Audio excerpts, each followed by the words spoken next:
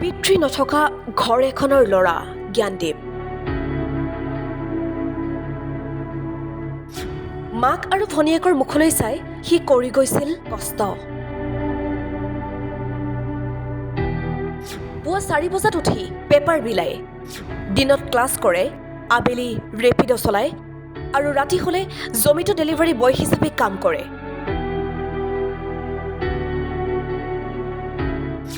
আপুনি মই ভবাতকৈ হয়তো বহু কঠিন এটা জীৱন বাছি লৈছিল জ্ঞানদীপে।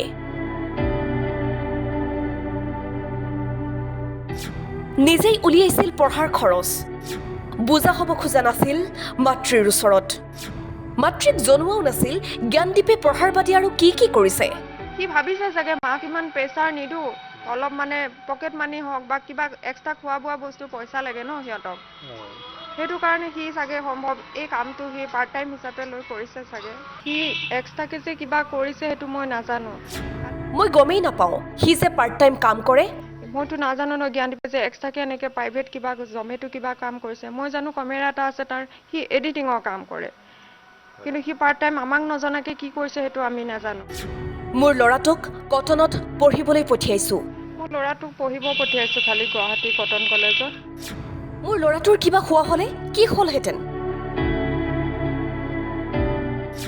মোৰ ঘৰত কোনো নাই, ছোৱালীজনী আৰু মই অকলে থাকোঁ। মোৰ ল'ৰাটোক এনেকৈ মাৰিছে, ল'ৰাটোৰ যদি কিবা এটা ঘটনা হ'লে মোৰ যাবলৈ মানুহ কোনো নাই। পিছত মোৰ দেউতা অসুখীয়া হৈ আছে, মোৰ ছোৱালীজনীয়ে মই অকলে থাকোঁ। মোৰ কাকো দোষাৰোপ কৰিবলগীয়া নাই। বহু কষ্ট কৰি সি পঢ়িছে। মোৰ চাকৰি হোৱা 4টা বছৰ হৈছেহে। মই একো ক'বলগীয়া কাকো নাই, কাৰো ওপৰত দোষাৰোপো কৰা নাই, কিন্তু এনেই মোৰ ফালৰ পৰা একো আপত্তি নাই। বহুত কষ্ট কৰি পঢ়িছে, কাৰণ মই চাকৰি মোৰ মাত্ৰ 4 বছৰ হৈছে। মোৰ চাকৰি ইমান দিনৰ চাকৰি নহয়। আৰক্ষীয়ে ফাইন কাটক, এনেকুৱা কৰিব নালাগিছিল। মাৰাটো বেয়া পাইছোঁ, হয় ফাইন কাটক, তেওঁ কিবা এটা বেয়া পাইছে, ভুল হৈছে। চৰ এটা মাৰিলে ভাইটি হিচাপে মাৰিছে, সেইটোও বেয়া নাপাওঁ, কিন্তু তেওঁ এনেকৈ মানে মাৰিছে। তাৰ যদি ঘটনা হ'লে মই ৰাতিখন মই কেনেকৈ গ'লোঁ হ'লে। মোৰ ল'ৰাটোক ৰাইজে সমৰ্থন কৰক। মোৰ ইমানেই ক'বলগীয়া, মোৰ ল'ৰাটোক খালি যেনে তেনে অকণমান হ'লেও মানুহে ৰাইজে অকণ ছাপোৰ্ট কৰক, কিন্তু মানে শাস্তি নিদিয়ক। আৰু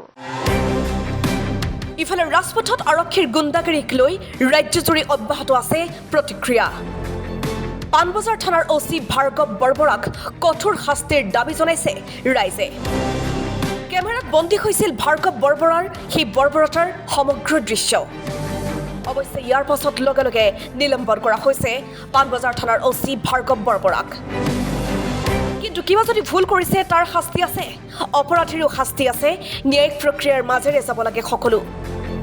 ৰাজপথত যদি বহুত ডাঙৰ কিবা গণ্ডগোল কৰিছে তেতিয়াহ'লে বেলেগ কথা, কিন্তু খাকী পোছাক থাকিলে বুলিয়েই আৰক্ষীৰ এনে ব্যৱহাৰ কিমান গ্ৰহণযোগ্য সকলোৱে কৰিছে প্ৰশ্ন। Bureau' report, time 8।